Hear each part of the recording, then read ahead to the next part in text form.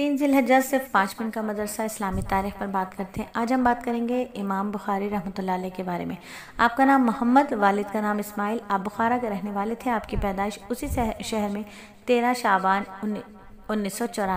194 ہجری میں بعد نماز جمعہ ہوئی۔ بچپن ہی سے آپ کے شفیق باپ کا سایہ سر سے اٹھ گیا۔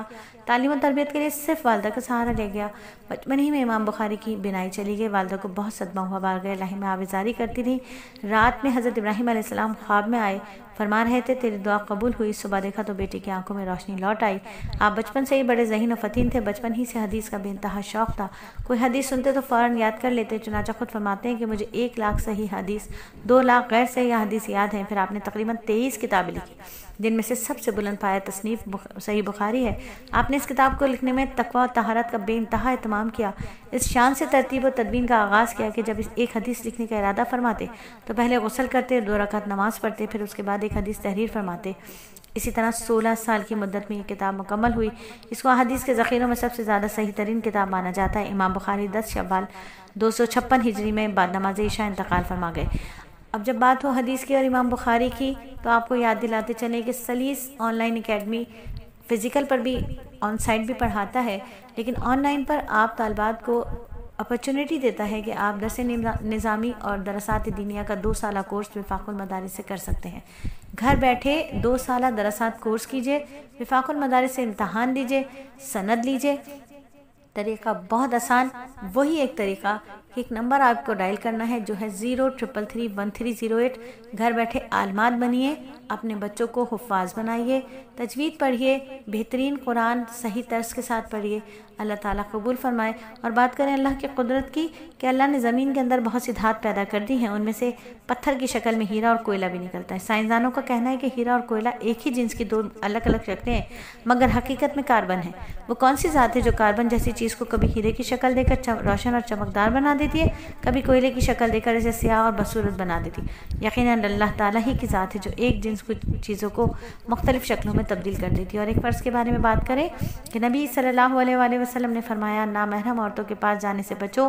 ایک صحابی انصاری نے عرض کیا دیور کے بارے میں آپ کیا فرماتے ہیں؟ آپ نے فرمایا دیور تو تمہارے لیے موت ہے، یعنی جس طرح موت سے ڈرا جائے اسی طرح شوہر کے بھائیوں سے ڈرنا چاہیے اور پردے کا اہتمام کرنا چاہیے۔ اور ایک سنت کے بارے میں بات کریں کہ نبی صلی اللہ علیہ وآلہ وسلم رکوع فرماتے تو اپنے ہاتھوں کو گھٹنے پر رکھتے، ایسا لگتا جیسے ان کو پکڑ رکھا ہو، اور دونوں ہاتھوں کو تھوڑا موڑ کر پہلوؤں سے جدا رکھتے تھے۔ اور ایک اہم عمل کی فضیلت کہ نبی صلی اللہ علیہ وآلہ وسلم نے فرمایا 4 موقعوں پر آسمان کے دروازے کھول دیے جاتے ہیں، دعا قبول ہوتی ہے۔ ان میں سے ایک کعبہ شریف پر نظر پڑتے وقت دعا کرنا ہے۔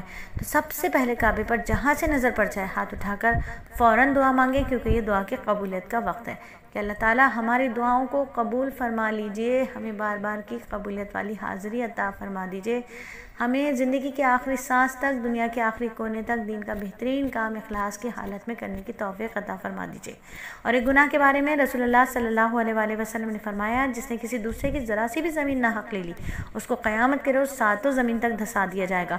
اور دنیا کے بارے میں میرے نبی نے فرمایا کہ مجھے تم پر سب سے زیادہ خوف اس بات کا ہے کہ کہیں اللہ تعالیٰ تم پر زمین کی برکات کو ظاہر نہ کر دے۔ پوچھا کہ زمین کی برکات سے کیا مراد ہے؟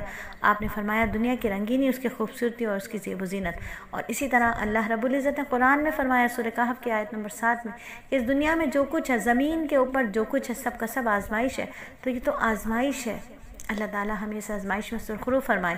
اور قیامت کے آخرت کے بارے میں قرآن میں اللہ فرماتا ہے جو شخص اللہ اور اس کے رسول کے حکم پر چلے گا تو اللہ تعالیٰ اس کو ایسے باغوں میں داخل کریں گے جن کے نیچے نہریں بہتی ہوں گی، وہ ہمیشہ ان باغوں میں رہیں گے، اور یہی بڑی کامیابی ہے۔